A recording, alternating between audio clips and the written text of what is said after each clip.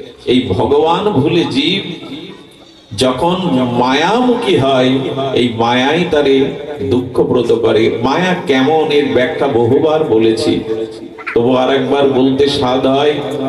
একবার দেবশিবা নারদ জানতে চেয়েছিলেন প্রভুর কাছে, প্রভু এই অনন্ত জীব মায়াবদ্ধ হয়ে তোমাকে ভুলে আছে, জন্ম মৃত্যু জরা ব্যাধি দুঃখ ভোগ করছে, তুমি মায়া স্বরূপটা আমায় দেখাও।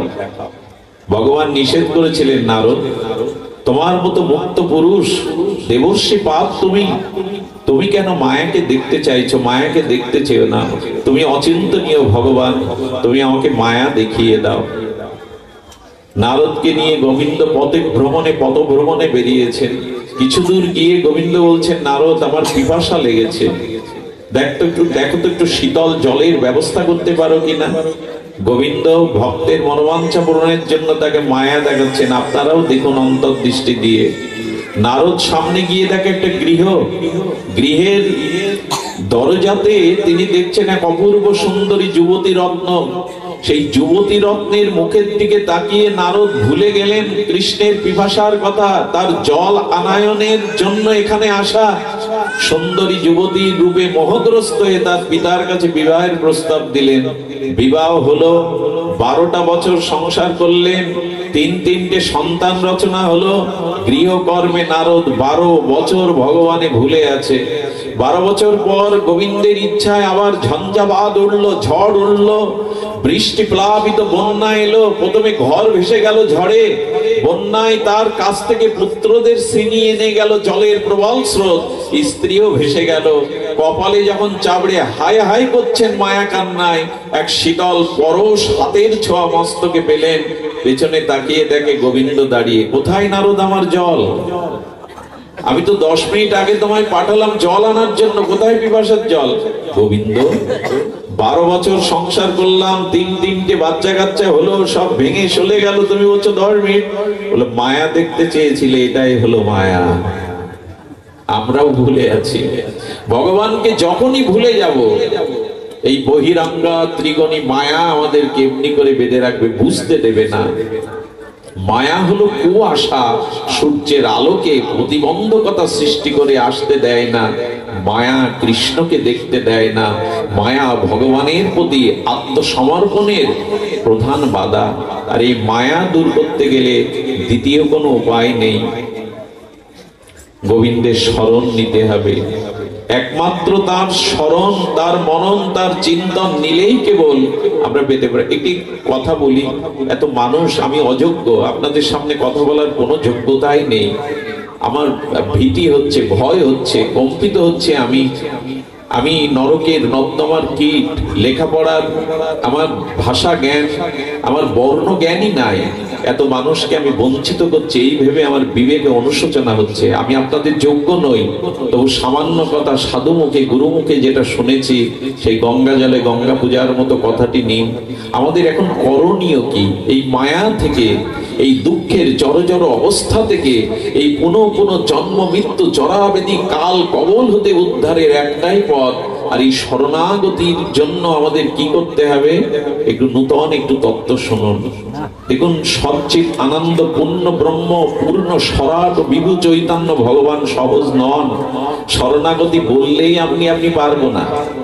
ভগবত আশ্রয় নিতে হবে, কথা মুখে বলা সহজ, কিন্তু এই মোহ মায়া কর্তব্য আমাদের সংসারের নিদারুণ, এই সংসারের ভারী বোঝা এ ফেলে ভগবানের চরণ কখন শরণ নেব? কিন্তু উপায় একটি আছে, খুব মার্মিক কথা, ধ্যান দিয়ে শুনুন। মার্মিক কথা হলো, ভগবান সহজ বস্তু নয়, ভগবান প্রাপ্তিও খুব সহজ নয়। যেভাবে আচার্যরা ব্যাখ্যা করেছেন, ভগবান হলো চতুর্ভুজ। একটু জ্ঞানের কথা বলবো আমরা, একটু ধ্যান দিতে হবে যে ভগবান হলো চতুর্ভুজ। চতুর্ভুজ বলতে বাসুদেব, প্রদ্যুম্ন, সংকর্ষণ, অনিরুদ্ধ, একই ভগবান একই স্বরূপে 4টি ভুজ হয়েছেন। আর যিনি প্রদ্যুম্ন, তার কাজ কি জানেন? এই অনন্ত কোটি বিশ্ব ব্রহ্মাণ্ডের সৃজন যিনি করেন, অনন্ত কোটি বিশ্ব ব্রহ্মাণ্ডের সৃজন ও ধারণ করেন, ইনি হলেন প্রদ্যুম্ন। এবং এই অনন্ত কোটি বিশ্ব ব্রহ্মাণ্ডের সত্তারূপী বৈকুণ্ঠ অধিপতি, যিনি বৈকুণ্ঠ বিলাসমূর্তি, বিষ্ণু, সেই বিষ্ণু থেকে যে বিভিন্ন জগৎ সৃষ্টি হয়েছে, সেই জগৎ সৃষ্টির মূল কারণ হলো অনিরুদ্ধ। এই যে বিষ্ণুর মহাবিষ্ণু, বিষ্ণু মহাবিষ্ণু, এই মহাবিষ্ণুর মূল কারণ অনিরুদ্ধ। আর অনিরুদ্ধ রূপ বিষ্ণু এক এক ব্রহ্মাণ্ডে মহাবিষ্ণু থেকে তিনি গর্ভদক্ষায়ী, হৃদক্ষায়ী, কারণক্ষায়ী বিষ্ণু হয়েছেন। এবং এই গর্ভদক্ষায়ী বিষ্ণু থেকে ব্রহ্মা, বিষ্ণু, মহেশ্বর, অনন্ত বিশ্ব ব্রহ্মাণ্ডের এক একজন সৃষ্টিকর্তা, পালনকর্তা, রক্ষাকর্তা। এবং এই যে সংকর্ষণ, এই সংকর্ষণ মূল চতুর্ভুজ, ইনি হলেন ভগবান শঙ্কর। অনন্ত বিশ্ব ব্রহ্মাণ্ডের সংহারকর্তা এই ভগবান শিব। এরকম অনন্তের কাছে পৌঁছাতে পারবো, এইসব ব্যাখ্যা আমাদের মাথায় ঢুকবে? এত বৃহত্তম তত্ত্বকে কি করে আমরা অনুধাবন করব? ভগবানের লাদিনী শক্তি রাধারানী বললেন, হে চিন্ময় পরতত্ত্ব, আপনাকে জানা সম্ভব নয়। ধ্যানের দ্বারা, যোগের দ্বারা ঋষি মুনিরা আপনাকে জানতে পারবে না। আপনি নিজেকে সহজ করুন, খুব ধ্যান দিন। রাধারানীর করুণায় তিনি বলছেন, হে পরতত্ত্ব, আপনি নিজেকে সহজ করুন। আপনি জীবের কাছে সহজ না হলে আপনাকে ধরা যাবে না, ধরা যায়ও না। পরম ব্রহ্মকে যুগ যুগান্তর তপস্যা করে কি জানা যায়? অপরোক্ষ অনুভূতির রাজ্যে পৌঁছানো যায় না। অনন্ত বিশ্ব ব্রহ্মাণ্ডের অনন্ত গুণ, অনন্ত মহিমা কে নির্ণয় করতে পারে? শুধু ভক্তন, একটা বিশ্ব ব্রহ্মাণ্ডের রহস্য ভেদ করা যায় না। আর অনন্ত কোটি বিশ্ব ব্রহ্মাণ্ডকে কে ভেদ করবে? আর অনন্ত কোটি বিশ্ব ব্রহ্মাণ্ডের অনন্ত কুল মালিক যিনি, তাকেও বা কে আবিষ্কার করবে? কে তাকে জানবে? রাধারানী বললেন, তুমি নিজেকে সহজ করো। তখন বললেন, আমি জম্বুদ্বীপ নামক এই পৃথিবী নামক গ্রহে তোমার কথা অনুযায়ী আমি রাম হয়ে, আমি কৃষ্ণ হয়ে, গৌর হয়ে অবতীর্ণ হয়ে জীবের কাছে আসবো। তুমি সহজ হতে বলেছ আমায়। তিনি যদি নেমে না আসতেন, তার কাছে আমাদের যাওয়া সম্ভব ছিল না। এই জন্য রবীন্দ্রনাথ তিনি বলেছেন, তোমার আনন্দ আমার পর, তাই তুমি এসেছো নিচে। আমি বারবার, রাধারানী বললেন, সহজ হও, তোমাকে জানা যোগী ঋষি মুনি ধ্যানের দ্বারা, তপস্যার দ্বারা সম্ভব নয়। রাধারানীর শ্রীজির কথা রাখতে রাম অবতারে এলেন অযোধ্যায়। সেই দক্ষিণ, সেই অযোধ্যা থেকে দক্ষিণের সাগর পর্যন্ত ভক্তি বিতরণ করলেন মর্যাদা পুরুষোত্তম রঘুপতি রামচন্দ্র চতুরংশে এসে। আর শ্যামরূপী গোবিন্দ কৃষ্ণ এলেন মথুরা মণ্ডলে। সেই মথুরা মণ্ডল থেকে, শ্রীধাম বৃন্দাবন থেকে তিনি পশ্চিম সাগর তীরে দ্বারকা পর্যন্ত লীলা বিলাস করলেন। এই বঙ্গ জননীর কোলে রাধা কৃষ্ণ মিলিত তনু গৌর এলেন, আর তিনি সুরধ্বনির গঙ্গায় লীলা করলেন। সহজ হয়ে এলেন ভগবান, সেই নিরাকার নির্গুণ লীল ভগবান। আর সাকার হয়ে, সচ্চিদানন্দ হয়ে আমাদের মতো নররূপে আমাদের কাছে এলেন। এটা তার কম করুণা। নিরাকার ব্রহ্মকে আমরা পাবো কখনো? ধ্যানের দ্বারা নিরাকার ব্রহ্মকে আপনি পাবেন না। সেই অনন্ত অখণ্ড মায়ার উপরে সপ্ত মায়ার স্তর ভেদ করে কোথায় বৈকুণ্ঠ, কোথায় বিরজা, আমরা সন্ধান পাবো না। ভগবান কৃপা করবার জন্য কেমন জানেন, যেমন পর্বত শৃঙ্গ থেকে ঝর্ণা নেমে আসে, পর্বতের উপরে ওটা সম্ভব, কিন্তু ঝর্ণা যখন ঝরঝর হয়ে শীতল শুদ্ধ জলধারায় আসে, আমরা ঝর্ণাকে অবগাহন করে পরিতৃপ্ত হতে পারি, শীতল হতে পারি। গোবিন্দ যেন বললেন, আমার কাছে তুমি না আসতে পারো, আমি তো তোমার কাছে যেতে পারি। তিনি আশ্রয় দেওয়ার জন্য, আমাকে করুণা করবার জন্য, কৃপা করবার জন্য সেই অনন্ত বিভু নিরাকার পরম ব্রহ্ম সাকার স্বরূপ সগন হয়ে, বাংলার অভাব ছিল, গঙ্গা কেঁদেছিল। গঙ্গা বলেছিল, তুমি সরজু নদীর তীরে এসেছো হে রাম, তুমি কৃষ্ণ হয়ে এলে যমুনার কোলে, কিন্তু বাংলার গঙ্গার কোলে তো তুমি এলে না। ভগবান গঙ্গার ইচ্ছা পূরণ করার জন্য, এই গঙ্গার এপারের মানুষগুলোকে কৃপা করার জন্য রাধা কৃষ্ণ মিলিত তনু গৌর হয়ে এলেন। বঙ্গদেশকে মাতালেন। ভারতের গঙ্গা আমাদের পদ্মা, এই পদ্মার বুকে মহাপ্রভু এসেছিলেন। এই খেতুরে রাজশাহীতে মহাপ্রভু পরিকর নিয়ে এসেছিলেন।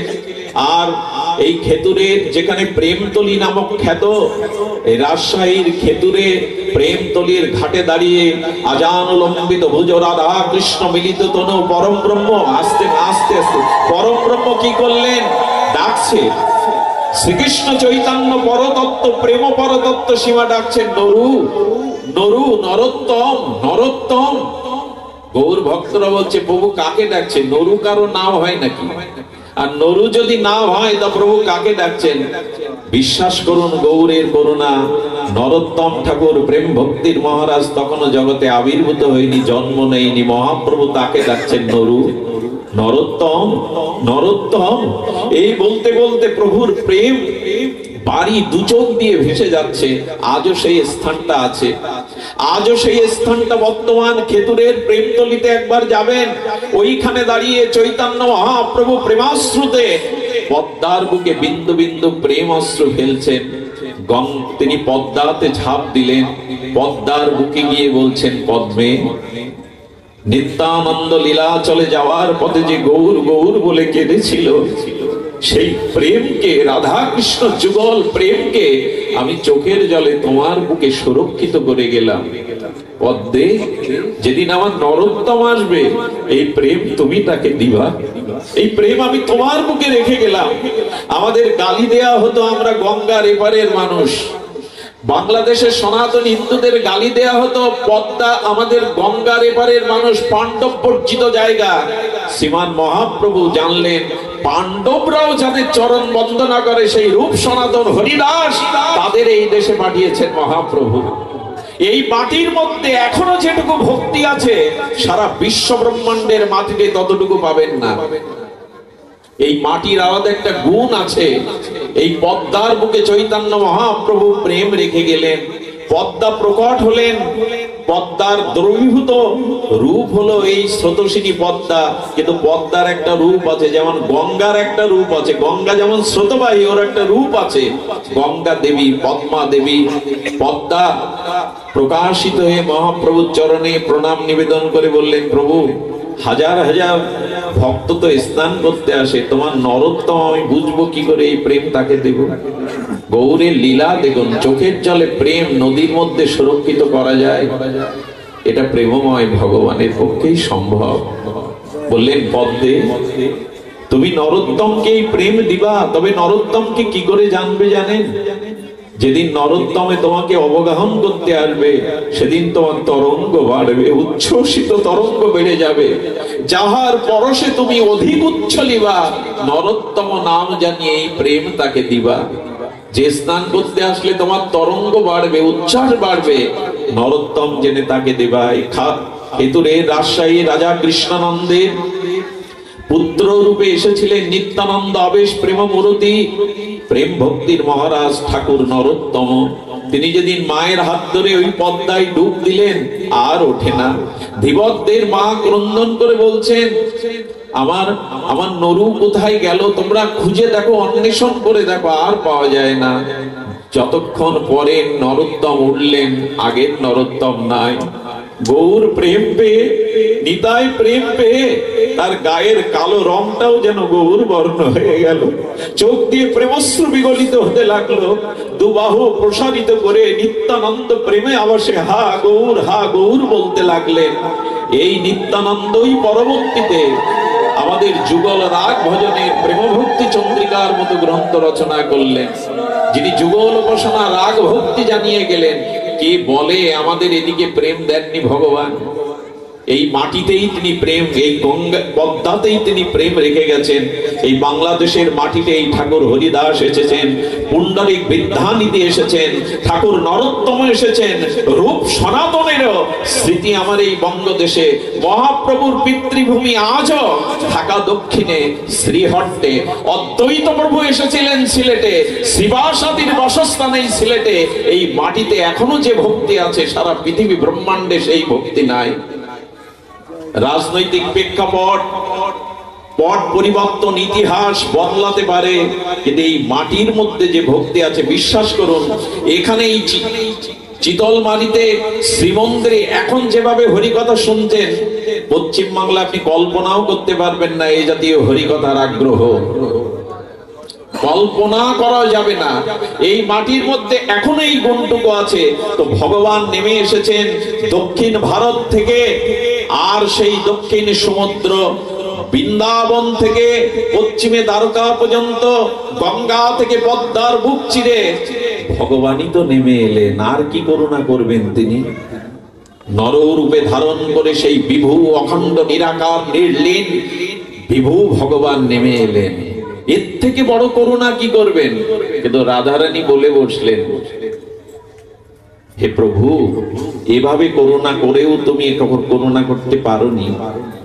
কারণ গঙ্গার তীরে মানুষ তোমার লীলা পেয়েছে, প্রেম পেয়েছে। বৃন্দাবনের ব্রজবাসীরা তোমার প্রেম পেয়েছে, দ্বারকা মথুরাবাসী পেয়েছে, অযোধ্যাবাসী পেয়েছে, সরযূর তীরে পেয়েছে। কিন্তু সকলেই তো তোমায় পায়নি। সবাই তো বৃন্দাবনে জন্মায়নি, সবাই তো সরযূর অযোধ্যাতে জন্মায়নি, সবাই তো নবদ্বীপবাসী না। তুমি এবার কি কৃপা করবে? রাধারানী করুণা দেখুন, রাধারানী গোবিন্দকে কোথায় নামাচ্ছেন, বলে আরো করুণা চাই তোমার।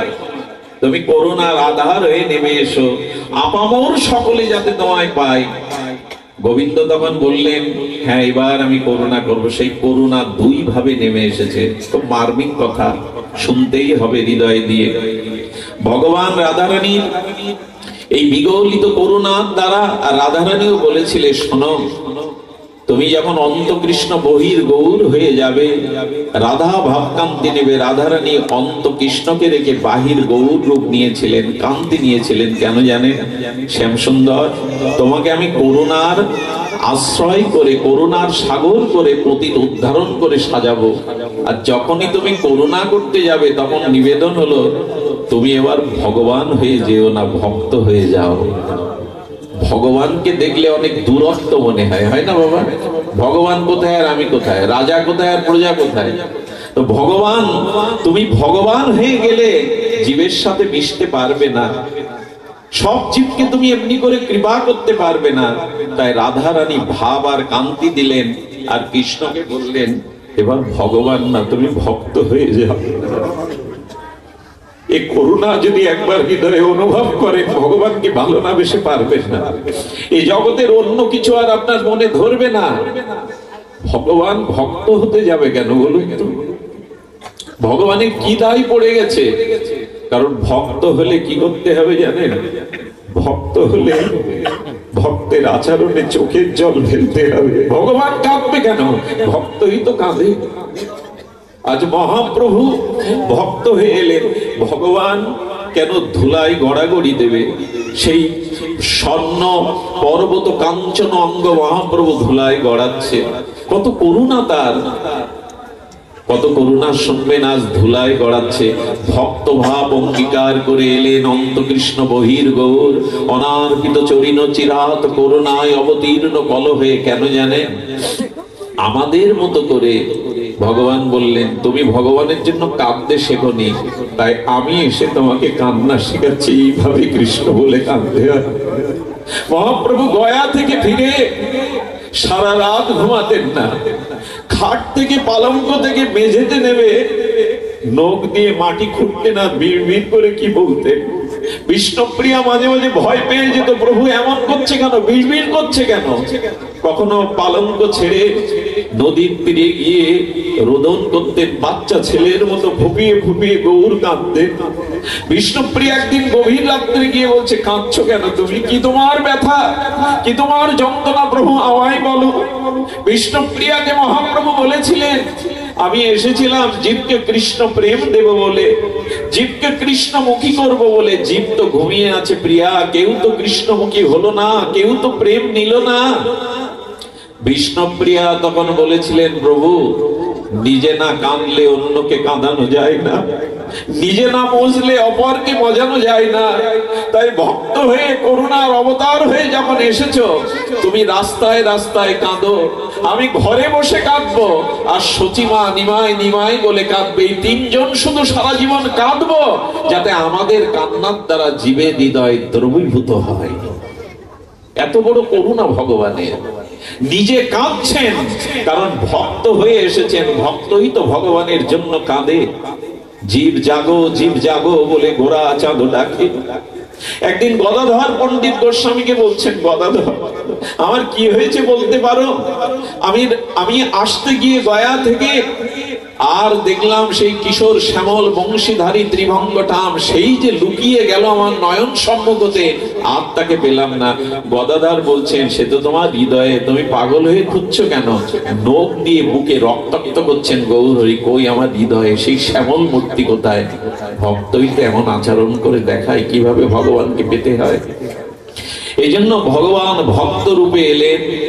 আপনারা বিশ্বাস করবেন কিনা জানি না, পুরী ধামে লীলা চলে শেষ 18 বছর মহাপ্রভু শুধু কান্নাই ছিল তার সার, বিরহ ছিল তার সার। প্রভুর কান্নায় খাল হয়ে গেছিল, মাটি কেটে খাল হয়ে গেছিল, জানেন, গর্ত হয়ে গেছিল। মহাপ্রভু যখন কাঁদছেন, সামনের মানুষগুলো পিস্কারি জলযন্ত্রের ন্যায় স্নান হয়ে যেত। বলি কি তুমি এত কাঁদছো কেন ভগবান? বলি ভক্ত হয়ে নিজে না কাঁদলে তো অপরকে কাঁদানো যায় না, নিজে না মজলে তো অপরকে মজা। আহার কত করুণার ধারায় তিনি নেমে আসবেন। সারাটি জীবন তিনি সুখ জলাঞ্জলি দিলেন। এত বড় পণ্ডিত নিমাই পণ্ডিত, ভারত দিগ্বিজয়ী পণ্ডিত পরাস্তকারী নিমাই পণ্ডিত, সেই নিমাই পণ্ডিতের পাণ্ডিত্য জলাঞ্জলি দিলেন। বিষ্ণুপ্রিয়ার মতো বধূকে ঘরে রেখে বেরোলেন। পক্ষকেশ সচিমাকে কাঁদালেন। কিসের জন্য বলতে পারেন? শুধু আমাদের জাগাবে বলে, আমাদের প্রেম দেবে বলে। এত বড় ত্যাগ আর কোন ভগবান করতে আসেনি, এত বড় দরদি ভগবান আমাদের সামনে আর আসেনি। এই জন্য যে যাই বলুক, চৈতন্য মহাপ্রভু এই বাংলায় হিয়া অমিয় মতিয়া নিমাই ধরেছিল কায়া, এমন ভগবান আর আসবে না। অনার্পিত চরিণ চিরাত করুণায় অবতীর্ণ কল। ব্রজ প্রেম দিলেন, রাধা প্রেম দিলেন, অকাতরে প্রেম দিলেন। জগাই মাধায়ের মতো যাদের হেন পাপ নেই, ঘরে আগুন লাগিয়েছে, মানুষ হত্যা করেছে, যাদের গালে মদের গন্ধ, নিতাই চাঁদ করুণা নিধি হয়ে বলছেন, মাধাই তোর সমস্ত জন্মের পাপ আমায় দে, বিনিময় একবার গৌর বল, একবার হরি বল। এই প্রেম কে দিয়েছে? এবে অস্ত্র না ধরিলা, প্রাণে মারু কান মারিলা, চিত্ত শুদ্ধি করিল সবারে। রাম আদি অবতারে ক্রোধে নানা অস্ত্র ধরে অসিরের করিল সংহারে। এবে অস্ত্র না ধরিলা, প্রাণে কারো না মারিলা, চিত্ত শুদ্ধি করিল সবারে। আহা, সকলের চিত্ত শুদ্ধি করতে গৌর এলেন রাধারানীর ভাব নিয়ে। আচ্ছা, গৌর তো অপ্রকট হয়েছেন, মহাপ্রভু তো। রাধারানী বললেন, তোমাকে আরো করুণা করতে হবে। সবাই তোমায় দর্শন করেনি, সবাই তোমার ব্রজপ্রেম পায়নি, তোমাকে আরো করুণা করতে হবে। আমি জানি না আপনারা মন দিয়ে শুনছেন কিনা, ভগবান কোথায় নামছেন দেখুন আমাদের জন্য। শ্রীজি রাধারানী বললেন, তোমাকে আরো করুণা করতে হবে, কারণ প্রকট লীলাতে সবাই তোমায় পায়নি। গোবিন্দ তখন বললেন, হ্যাঁ দেখো, আমি শ্যাম হয়ে এসেছি, রাম হয়ে এসেছি, গৌর হয়ে এসেছি। আচ্ছা বলুন তো, সবার রুচি কি একরকম? কারো শ্যাম ভালো লাগে, কারো রাম ভালো লাগে, কারো বা গৌর ভালো লাগে, এক কি? আচ্ছা, সবার রুচি ভিন্ন ভিন্ন, আর তুমি এক এক রূপে গেছো। তখন বলছেন কি, দেখো ভগবান হয়ে যাওয়াতে সবার কৃপা করা যায় না। ওইকেই বলছেন, রাম যদি বনবাসে না যায় তা আমি মরবো, আমার ইচ্ছা পূর্ণ হবে না। আচ্ছা, রাম বনবাসে না গেলে কইকেই মরবে, আর গেলে কে মরবে? দশরথ মরবে। ভগবানেরও মাঝে মাঝে খুব সংকটে পড়ে যেতে হয়। বনে না গেলে কইকেই মরবে, আর বনে গেলে দশরথ মরবে। তো প্রভু সবার রুচি সমান নয়। তুমি এবার সকলের যাতে, আচ্ছা এক কাজ করো, তুমি তোমার মতো করে যদি যাও, তাহলে জীবের রুচিতে সবাই তোমাকে গ্রহণ করতে পারবে না। তুমি এক কাজ করো প্রভু, আহা, কথাটি হৃদয়ে লিখে রাখবার মতো। বলে এক কাজ করো প্রভু, তুমি তোমার রুচিতে জগতে কৃপা করতে যেও না, তুমি ভক্তের রুচি অনুযায়ী নিজেকে প্রকাশ করো। এই কথাটা 100 বার শুনলেও নতুন মনে হবে। রাধারানী বলছেন, তুমি তোমার মতো রাম শ্যাম গৌর রূপে না গিয়ে ভক্তের রুচি অনুযায়ী যাও, যার যেমন রুচি। বলেন, সেই রুচি অনুযায়ী আমি এবার অবতীর্ণ হব, সেটা হলো বিগ্রহ রূপে। একটা কথা বলে যায়, সনাতন মূর্তি পূজা করে না, সনাতন পুতুল পূজা করে না। সারা পৃথিবীতে একদিন প্রমাণিত হয়েছে, হবে, অনন্ত প্রমাণ হবে। সনাতনী হিন্দু কখনো পুতুল, কাঠ এগুলি পুজো করে না। পৃথিবীর বিজ্ঞান একদিন স্বীকার করবে এটি পুতুল পুজো নয়। আপনারা জানেন এই যে লোহার শলাটা, এতে আগুন নেই, কিন্তু লক্ষ্য করবেন তো, একটা লোহার শলা আগুন নয়, শীতল, কিন্তু ওকে আগুনের মধ্যে বেশিক্ষণ রেখে দেওয়ার পরে যদি হাতে নেন, ওর মধ্যে কি ঢুকবে? অগ্নি প্রবেশ করবে, তখন লোহাটাই অগ্নিময় হয়ে যাবে, তাকে ধরলেও হাত পড়বে। তেমন ভগবান মূর্তি কেউ তৈরি করেনি। এই যে মূর্তি, এটা কেউ তৈরি করেনি, ভালো করে শুনুন, মূর্তি কেউ তৈরি করেনি, কারণ সর্বং খলিদং ব্রহ্ম। পৃথিবীতে এমন কোন বস্তু নেই যার মধ্যে ভগবানের অস্তিত্ব নেই। দেখেন একটা বস্তু, সর্বং খলিদং ব্রহ্ম।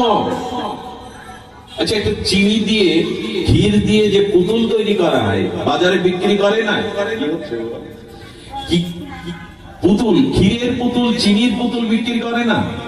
ছোট্ট বালিকা বলছে, বাবা আমি ওই চিনির পুতুল কিনবো। তো চিনির পুতুল কিনে দিলে হাত দেখছে, মাথা দেখছে, পা দেখছে, বলে বাবা এর মিষ্টি কোথায়? বাবা বলছে, পাগল মেয়ে, ও তো ক্ষীর দিয়ে চিনি দিয়েই তৈরি, ও যেখানে চুষবে হাত পা মাথা সবখানেই মিষ্টি। অনন্ত বিশ্ব ব্রহ্মাণ্ড ভগবানই তো রূপ নিয়েছেন, কোথায় নেই ভগবান? মূর্তি মানে প্রহ্লাদ মহারাজ স্তম্ভের মধ্যে নিঃসঙ্গকে প্রকাশ করালেন। আপনার আমার ক্ষমতা নেই, আপনার আমার ক্ষমতা নেই, কিন্তু বলা যাবে না যে মূর্তি কেউ তৈরি করেছে। মূর্তি তো ছিল, ভগবান তো সবখানেই ছিল, কিন্তু লোহাটা আগুনে দিলে যেমন লোহার মধ্যে অগ্নি ধর্ম প্রবেশ করে, তেমন ভগবান আছেন, তাকে মন্ত্রের দ্বারা, উপাসনার দ্বারা জাগালে তিনি সবার মধ্যেই প্রকাশ হতে পারেন। আচ্ছা, এমন একটা স্থান দেখাতে পারেন যেখানে পাপ করলে ভগবান সাক্ষী স্বরূপ থাকবে না, দেখতে পাবেন না? দেখেন না, এমন একটা পৃথিবীর কোন স্থান নেই। কোথায় তিনি? জল তো সবখানেই। আচ্ছা, আমাদের উপরে জল আছে কিনা? আকাশে জল আছে কিনা? নিচে জল আছে কিনা? আপনার ডাইনে জল আছে কিনা? বামে জল আছে কিনা? জল এইভাবে পাওয়া যাবে? উপরে চাইলেই পাবেন, এখন হাত বাড়ালে পিপাসার জল, মাটির কাছে হাত বাড়লে পাবেন, ডাইনে বাঁয়ে দক্ষিণে পাবেন, অথচ জলময় পৃথিবী।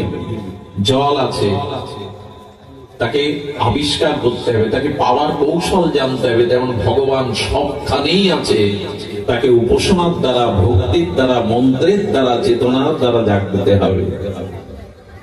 এই জন্য ভগবান বললেন, হ্যাঁ, ভক্ত যে রূপে আমায় চাবে আমি তার কাছে সেই অষ্টাবিগ্রহ মূর্তি রূপেই প্রকাশ হব। কিছু মনে করবেন না, সনাতনী মহাপ্রভু বলেছিলেন, সনাতন হিন্দুর ঘরে, যে ঘরে শ্রী ভগবানের বিগ্রহ নাই, শ্রী ভগবানের পট নাই, নিত্য তাকে উপাসনা, আরাধনা, সেবা নাই, সেটি গৃহ না, শ্মশান। এই জন্য সনাতনীদের এই বৈদিক মন্ত্র, আপনারা জানেন যে বৈদিক মন্ত্র দ্বারা এই অষ্টা বিগ্রহকে সাক্ষাৎ প্রকট করা হয়। কে বলে ওটা বিগ্রহ? এই জন্য গোবিন্দ বললেন, ভক্ত যে রূপে আমায় চাবে আমি সেই রূপেই বিগ্রহ রূপে সবার ঘরে ঘরে যাব। গৌর সবার ঘরে আসবে না, মহাপ্রভু সবার ঘরে আসবে না, নিতাই চাঁদ সকলের ঘরে আসবে না, আমার শ্যাম সুন্দর সকলের ঘরে যাবে না, কিন্তু অষ্টা বিগ্রহ রূপে ভগবান সবার ঘরে যাওয়ার জন্য প্রস্তুত। আর কত করুণা করে আসবেন আমাদের কাছে। দুঃখের বিষয়, কিছু মনে করবেন না, একবার ঢাকাতে একটা পাঠ করতে গেলাম, তৎকালীন সময় 80 লাখ টাকা দিয়ে ফ্ল্যাট তৈরি করেছেন উনি। স্বামীজি মহারাজ ছিলেন, আমরা ঘুরছি, ঘুরতে ঘুরতে বলছি, বাবা আসল জায়গাটা কই? অর্থাৎ ঠাকুর ঘরটা। উনি বললেন, প্ল্যানের মধ্যে ঠিক ঠাকুর ঘরের প্ল্যানটা মনে ছিল না, সব হয়েছে কিন্তু তার রাখার জায়গা নেই। আজ হিন্দুর ঘরগুলোর এই অবস্থা, কোথায় মাচার তলে, কোথায় ঘরের কোণে, অবহেলায় তাকে রেখে দেওয়া। সকালে যে তুলসী পাতাটা, ফুলটা দিতে হয় চন্দন চর্চিত করে, দুপুরে সেটা তুলে নিয়ে চন্দন মুছে দিতে হয়। গিয়ে দেখুন ঠাকুরে কি দুরবস্থায় করে রাখা। কতকাল চন্দন দিতে দিতে চোখ মুখ ঢেকে গেছে, সেটা পরিচ্ছন্ন করে না। আমাদের দুর্দশার কারণ কি? সংসারগুলো এখন অশান্তির অনলে জ্বলবার কারণ কি? ভগবান বিগ্রহ রূপে আমার ঘরে আসতে চেয়েছেন, এসেছেন, কিন্তু আমি তাকে ভালোবাসতে পারলাম না। মানুষ আজকে এই সভ্য সমাজে ভৌতিক প্রযুক্তির উন্নতিতে আধা ঘন্টা খবরের কাগজ পড়ে প্রায় 50-60% লোক। যদি চায়ের সাথে সাথে আঞ্চলিক বা জাতীয় পেপার হয় 8 ঘন্টা কাটিয়ে দেয়, কিন্তু ঠাকুর ঘরে গীতার একটা শ্লোক 5 মিনিট পড়ে না অনেকে। কি করে নিজের কল্যাণ চান, কি করে নিজের উদ্ধার চান? হ্যাঁ, খবরের কাগজ আপনি পড়তে পারেন, বিশ্ব পরিস্থিতি, সামাজিক রাজনৈতিক পরিস্থিতি আপনার পড়ার অধিকার, আপনি সচেতন, কিন্তু নিজের উদ্ধার করাটা আপনার সচেতনতা না, ভগবানকে জানাটা আপনার দায়িত্ব না। এই জগতে আসা কি শুধু চাকরি বাকরি, বউ ছেলে মেয়ে, ভালো মন্দ খেয়ে বারবার জন্ম নেওয়ার, বারবার মরার, বারবার কর্মফল ফলা? ভগবানের ভজনের জন্যই এই দেহটা। এই জগতে আসবার সর্বশ্রেষ্ঠ হয়ে ভগবানকে ভজন করে নিজেকে উদ্ধার করবার জন্য। এই জ্ঞান বিবেক ছাড়া, সাধু সঙ্গ ছাড়া হবে না। আমাদের মূল লক্ষ্য হলো ভগবত প্রাপ্তি।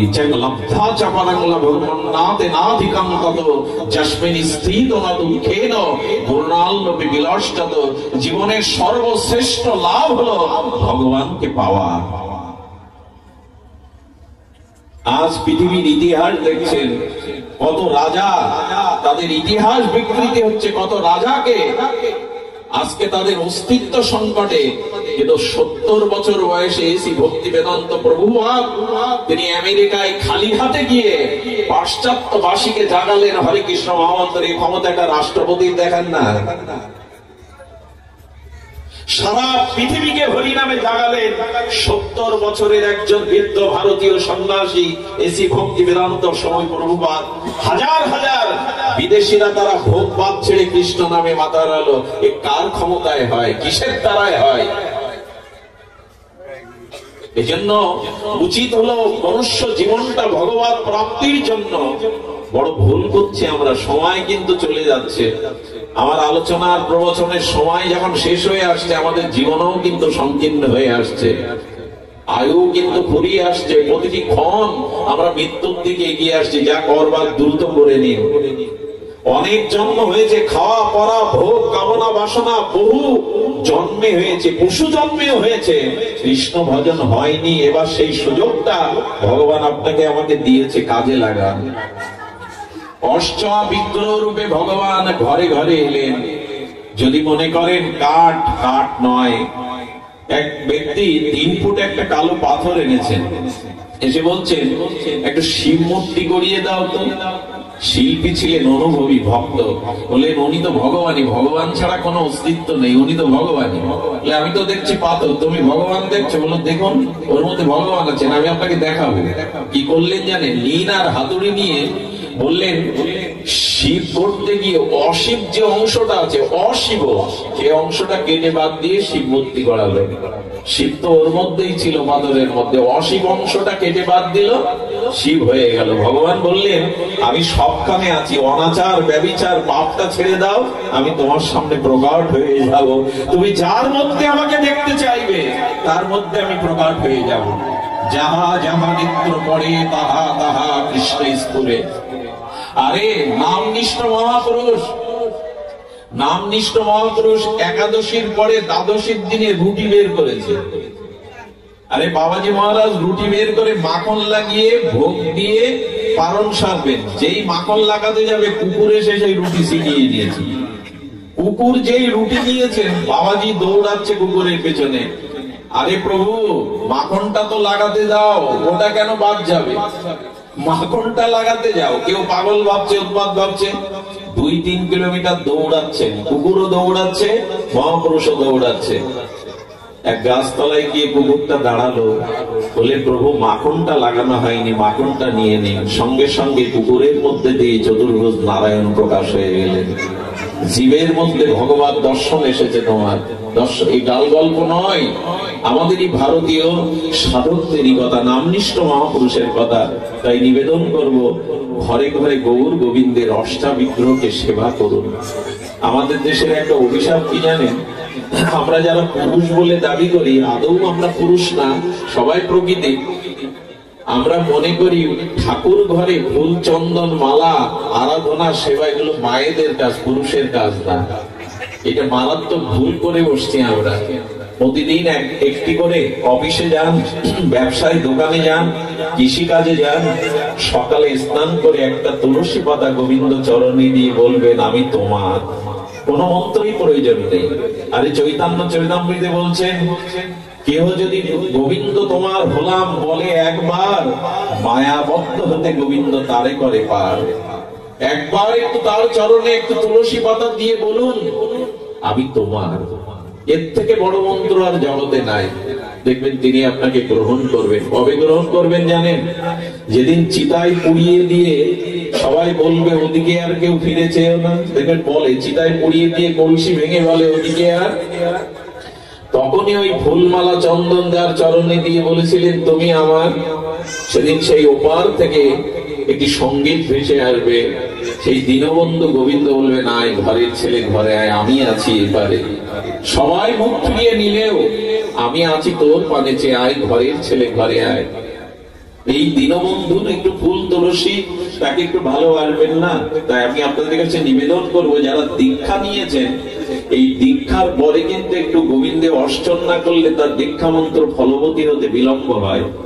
প্রত্যেকেই একটু ঠাকুরের সামনে যাবেন, আধা ঘন্টা খবরের কাগজ পড়েন, একটা করে গীতার শ্লোক 2 মিনিট কেন 1 মিনিটেই পড়া যায়। মানুষ কত রিমোট টিপে বাড়ি এসে বিনোদন দেখুন, আমার আপত্তি নেই। টিভিতে কত চ্যানেল এখন ডিশে, রিমোট টেবেন কিন্তু দুমালা তো মালা টিপতে পারেন, জপটা তো করতে পারেন। এর দ্বারা তো বলে কি হবে, বলো গোবিন্দের নাম একবার নিয়ে দেখুন। এই নামে সর্বশক্তি অর্পণ করেছেন মহাপ্রভু। এই জন্য অষ্টাবিগ্রহ আপনার মনের মতো করে সেবা করুন। বিগ্রহকে কেউ কখনো পাথর বুদ্ধি মত্ত বুদ্ধি করবেন না। শুনুন তাহলে অগ্রদীপের ঘটনা বলে আমি পাঠ রাখছি। ঘটনাটা আমার খুব হৃদয়ে লাগে। কেউ কখনো মঠ তাকে শিলা বিগ্রহ ভাববেন না। শুনুন সেই দুটো ঘটনা বলে আজকে পাঠ রাখবো। 2 ভাবে তিনি করুণা করতে এলেন, এক বিগ্রহ রূপে আর এক নাম রূপে। আচ্ছা, বিগ্রহ সেবা সবার পক্ষে সম্ভব? কিন্তু জিউ ভাই নাম নেওয়া, গোবিন্দ বলেন সর্বশাস্ত্র সর্বশক্তি সমন্বিত করে আমি সার নাম রূপে তোমার জিউ ভাই এসেছি। এবার তো আমার করুণাটা বোঝো, এবার তো অন্তত গ্রহণ করো। বিগ্রহ অষ্টন যদি কঠিন হয়ে থাকে, আমি আরো নিচে নেমে এসে তোমার জিউ ভাই বললাম। বলুন তো কার মুখে যার বাক শক্তি আছে? কৃষ্ণ তো সবাই বলতে পারে। মহাপ্রভু বলেছিলেন দেখো আমার থেকে আমার নাম বড়। বলে কি করে বুঝবো? বলে আমি নবদ্বীপে শচী সিন্ধু গর্ভ মাঝে আবির্ভূত হওয়ার আগে আমার নামকে আগে আবির্ভাব করিয়েছিলাম। আমার নাম আগে এসেছে, পরে আমি ভগবান এসেছি। বলে কিরকম? বলে মহাপ্রভু যেদিন এসেছিলেন ফাল্গুনী পূর্ণিমা তিথি, সেই দোলের উৎসবে সেদিন ভারতবর্ষের মানুষ কি করেছিল জানেন? একে তো দোলের আবির রঙে রাঙা হয়ে আছে, তারপরে মহাপ্রভু ইচ্ছা করলে চন্দ্রগ্রহণ লাগিয়ে দিলেন। চন্দ্রগ্রহণ লাগলে তখনকার দিনে কেউ হরিবোল সহজে বলতো না, জয়ধ্বনি দিত না। কিন্তু গ্রহণ লাগলে সবাই গঙ্গায় নদীতে স্নান করতো আর হরিবোল হরিবোল বলতো। মহাপ্রভু চন্দ্র গ্রাস করলো আর সেই সূত্রে সবাই গ্রহণে স্নান করতে এসেছে, কেউ হরি হরি হরি হরি বলতে লাগলো। বড় লোক যারা হরি হরি বলতে, মহাপ্রভু বললেন শুধু হিন্দুরা নিল, অন্যরা তো নিল না। তুমি আগে নাম সবাইকে নেওয়া হবে, তারপরে আবির্ভাব হবে কি করে? সেদিন কি ঘটেছিল জানেন? সমস্ত হিন্দুরাই যখন হরি হরি করছে, উলধ্বনি শঙ্করধ্বনি করছে, তখন অন্য জাতিরা বলছে ঠাট্টা করে হিন্দুদের হলো কি, সব হরি হরি বলে কেন? ঠাট্টার ছলেও মহাপ্রভু তাদের হরি বলিয়ে দিলেন। আরে হিন্দুদের হলো কি, এরা সব হরি হরি বলে কেন? আজ মহাপ্রভু বললেন ইশারায় ঠাট্টায়। আচ্ছা, হোমে মন্ত্রপুত করে চাকরিক ব্রাহ্মণ যে ঘি বিল্লপত্র দিচ্ছেন, সে পাতাটা জ্বলে। কেউ যদি মন্ত্র না বলে অসুচি অবস্থায় ওই অগ্নিতে পাতা দেয়, জ্বলবে না? নাম তুমি যেভাবে পারো একবার জিহ্বায় নাও, তার ক্রিয়া হবেই হবে, ক্রিয়া হবে। এই জন্য ভগবান বললেন জিহ্বা পর্যন্ত এসে গেছে, কোন সামর্থ্যের দরকার নেই, কোন সূচি অসুচি সময়ের দরকার নেই। এবার অন্তত বলো, এরপরেও কি বাকি থাকবো? এরপরেও জন্ম মৃত্যু মায়াকে এইভাবে বরণ করে নেব? এত কৃপা করে আমার জিহ্বা পর্যন্ত এসে গেলেন। আমার কানে না চাইলেই তো হরিনাম মাঝে মাঝে আসে। এত করুণা করলেন, কিন্তু করুণার পাত্র হলাম কই। আজ এটুকুই বলছিলাম যে বিগ্রহ সাধারণ নয়, নাম সাধারণ নয়। আমি দুটো দৃষ্টান্ত দিয়েই পাঠ বিশ্রাম রাখবো। আমাদের অগ্রদ্বীপে একটু যাবেন, নবদ্বীপ দর্শনে যখন যান, গঙ্গাটা পার হলেই অগ্রদ্বীপ। এখানে ঘোষ ঠাকুরের শ্রীপাঠ। ঘোষ ঠাকুর মানে আমাদের গোপীনাথ বিগ্রহের জন্য যিনি বিখ্যাত, গোবিন্দ ঘোষ। এই গোবিন্দ ঘোষ মহাপ্রভুর সেবক ছিলেন, কিন্তু মহাপ্রভু তাকে যে কোনো কারণে সংসারে পাঠিয়ে বলেছিলেন আমি তোমার ঘরে যাব। একদিন নদীতে স্নান করতে গিয়ে দেখছে একটা পোড়া কালো কাঠ এসে আর গোবিন্দ ঘোষের বুকে লাগছে। উনি পোড়া শ্মশানের কাঠটা হবে ভেবে সরিয়ে দিলে আবার আসছে। তিনবার যখন সরাতে গেলে উনি পুলে তীরে ছুঁড়ে ফেলে দিলেন। রাত্রে গোবিন্দ বললেন, কি গো, আমি তো তোমার কাছে ভেসে ভেসে এলাম, তুমি ফেলে দিলে আমায়? দৌড়ে স্বপ্ন ভঙ্গের পরে উঠে দেখে সেই মাটির চরে পড়ে আছে গোপীনাথ বিগ্রহ, অপূর্ব মনোরম গোপীনাথ বিগ্রহ। অভিষেক করলেন, প্রতিষ্ঠা করলেন ঘোষ ঠাকুর। বিবাহ করেছিলেন, একটা পুত্র সন্তানও ছিল। প্রথমে স্ত্রী মারা গেল, শিশু সন্তানটাও মারা গেল। বলুন তো সহ্য হয়? গোবিন্দকে, গোবিন্দ ঘোষ গোপীনাথকে বাৎসল্য প্রেমে ভালোবাসে, সন্তান জ্ঞানী। যেদিন পুত্র মারা গেল না, পুত্র শোকে ঠাকুরের দরজা, মন্দিরের দরজা বন্ধ করে দরজার চৌকাঠে মাথা দিয়ে 3 দিন না খেয়ে পড়েছিল। ডুবতে ডুবতে কাঁদছে আর বলছো, কেড়ে নিলে এই জন্য? আমার গালে জল কেউ দেবে না, আমার তর্পণ শ্রাদ্ধ কেউ করবে না, আমি যাতে পতিত হই। তোমাকে ভালোবেসে স্ত্রী কেড়ে নিয়েছো, আমি কিছু বলিনি। শিশুপুত্রটাকে কেন কাড়লে বুক থেকে? তুমি নিষ্ঠুর, তোমার সেবা আমি করবো না। ভালোবাসা না থাকলে এরকম অভিমান কারো প্রতি করা যায়? রাস্তার লোক দেখে কেউ অভিমান করে? অনুরাগ থাকলেই তো অভিমান আসে। শুনুন, কাঠ নয়, শিলা নয়, পাথর নয়, 3 দিনের মাথায় গোপীনাথ প্রকট হয়ে মাথার কাছে এসে বললেন, বাবা ওঠো, আমাকে খেতে দাও, আমি 3 দিন কিছু খাইনি। ওই তন্দ্রাশ্চর্য চোখে গোবিন্দ বলছে, লজ্জা করে না আমায় বাবা বলে ডাকতে? বেরিয়ে যাও, তুমি নিষ্ঠুর, কে তোমার সেবা করবে? বেরিয়ে যাও। গোবিন্দ স্বয়ং তখন বললেন, বাবা একটা প্রশ্নের উত্তর দাও তো। আচ্ছা, কারো পিতার যদি 2টি সন্তান থাকে, একটি সন্তান মারা গেলে আরেকটি সন্তানকে 3 দিনকে না খাইয়ে রাখে কোনো পিতা মাতা? তোমার যদি 2টি সন্তান হই আমরা, এক সন্তান চলে গেলে আমাকে কেন 3 দিন না খাইয়ে রেখেছো? ওঠো, খেতে দাও।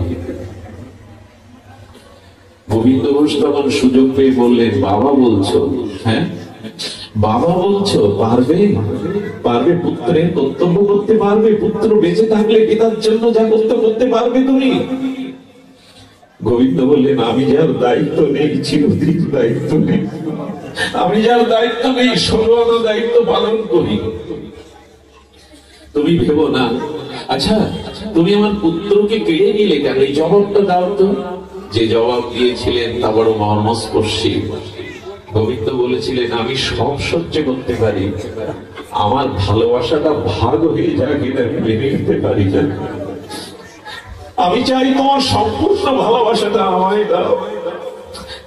যা কিছু অনুরাগ, প্রীতি, ভালোবাসা আমায় দাও। অন্যখানে ভালোবাসা দিলে ঠকে যাবে। মানুষ জীবনে যত আঘাত পেয়েছে, কাউকে বিশ্বাস করে ভালোবেসে, আকাশ থেকে কেউ ব্যথা দিতে আসে না, ঘরের মানুষরাই ব্যথা দেয়। ভগবান বললেন, এদের প্রতি কর্তব্য করো, স্ত্রী পুত্র পরিজনের, কিন্তু ভালোবাসাটা আমাকে ছাড়া অন্য কাউকে দিতে যেও না, ঠকে যাবে। সবার প্রতি দায়িত্ব নাও, কর্তব্য পালন করো, তারা তোমার উপর নির্ভরশীল, কিন্তু ভালোবাসা যাকে তাকে দিও না। ভালোবাসা সাধারণ জিনিস না। একটা দার্শনিক কথা বলি, পুত্র যখন মারা যায়, চিতায় যখন পুত্রের লাশ জ্বলে, ওই নদীর তীরে পিতা যখন দেখে পুত্রের লাশ জ্বলছে চিতায়, তখন ওই পুত্রের প্রতি যে ভালোবাসাটা মনে মনে ছিল, পিতা কি বলে জানেন? ওই ভালোবাসা বুকের ভেতর থেকে তখন বিদ্রোহ করে। বড় দার্শনিক কথা, ভালোবাসা মাঝে মাঝে বিদ্রোহ করে। বিদ্রোহ করে কি বলে জানেন? ভালোবাসা বলছে ওই পুত্র হারা পিতাকে, আমাকে তুমি আমার জায়গায় নিয়োগ দাওনি। আমি চেয়েছিলাম গোবিন্দকে ভালোবাসতে, ভগবানকে ভালোবাসতে, সেই ভালোবাসাটা পুত্রকে দিয়েছি, তাই আজ প্রতিশোধ দিলাম। কি বলে জানেন সেই প্রতিশোধের ভাষা? পুত্র মারা গেলে পিতা বলে আর কাউকে ভালো বলে না, ডুবরে কাঁদে আর বলে জগতে আর কাউকে ভালো। ভালোবাসাটা ভগবানের দিকে যেতে চায়। জলটা যেমন গড়িয়ে গড়িয়ে নদীর দিকে, সাগরের দিকে যেতে চায়, আমরা আটকে দেই। ভালোবাসাটা ভগবানকে না দিলে অভিশাপ নিতে হবে। তখন বলছেন, ভাইকে তুমি ভালোবাসা অর্ধেক দিচ্ছিলে, আমার ভালোবাসাটা ভাগও আমি চাই না, তাই ভালোবাসাটা 16 আনা পাওয়ার জন্য আমি তাকে কেড়ে নিয়েছি। কেড়ে নিয়ে কোথায় নিলেন? নিজের কাছেই তো নিলেন। বললেন ওঠো। গোবিন্দ ঘোষ উঠলেন, ভোগ লাগালেন। আচ্ছা, এরকম ভক্তকে গোবিন্দ আর বেশি দিন রাখে? কিছুদিনের মাথায় গোবিন্দ ঘোষের তার জীবন সাঙ্গ হলো, তিনি নিত্য লীলায় প্রবেশ করলেন। কি বলবো আপনাদের, আমার বলবার ভাষা নাই। সবাই তাকিয়ে আছে মন্দিরের গোপীনাথ বিগ্রহের দিকে। কি দেখলো জানেন?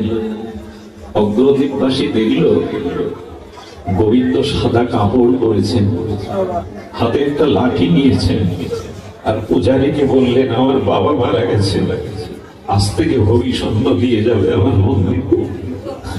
শ্রাদ্ধের দিন গোবিন্দ নিচে মন্দির থেকে বেরিয়ে এই রাজসিক তর্পণ কর্ম করেছিলেন পিতার জন্য। 6 বছর ধরে অগ্রদ্বীপে আজও গোবিন্দ ঘোষের মহোৎসব হয়। নিজের পুত্র বেঁচে থাকলে 6 বছর ধরে কোন পিতার মহোৎসব হয়? তাকে ভালোবাসাটা ব্যর্থ নয়, তিনি দায়িত্ব নিতে পারেন। এই জন্য তাকে কাক পাথর মনে করবেন না।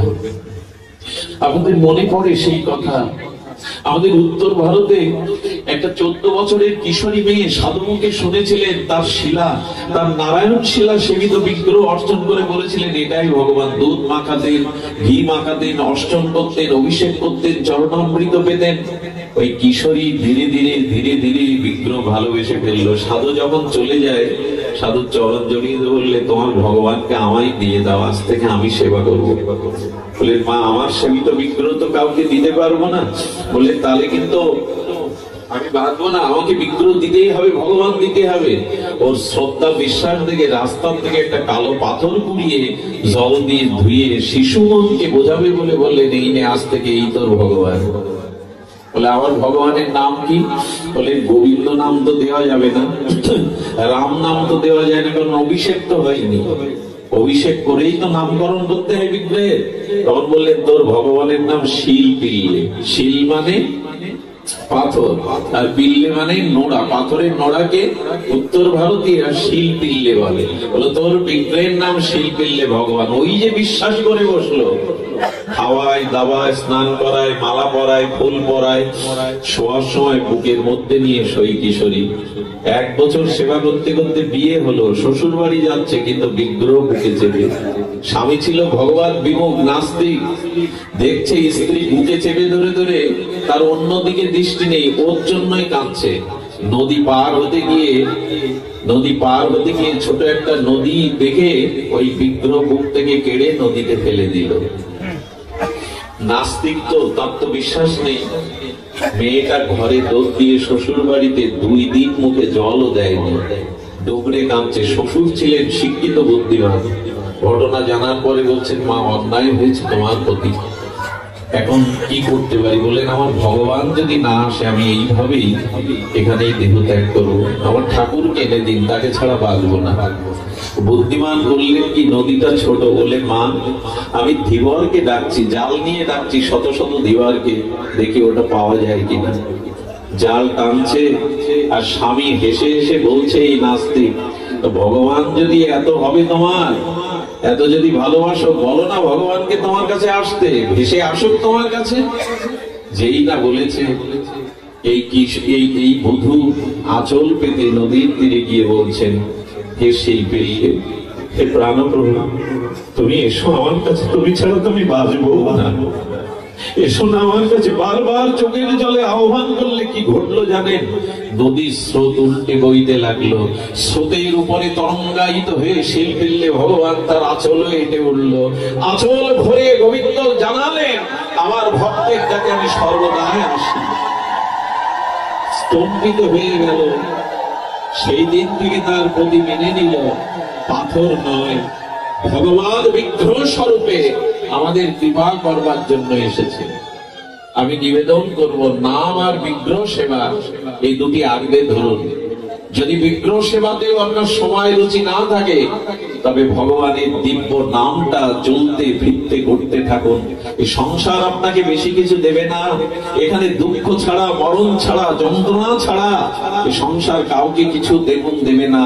সংসারই যদি করতে হয়, কৃষ্ণের সংসার করুন, বিগ্রহ সেবার সংসার করুন, আর জীবনে হরিনামকে আশ্রয় করুন। আজ এইটুকুই থাক।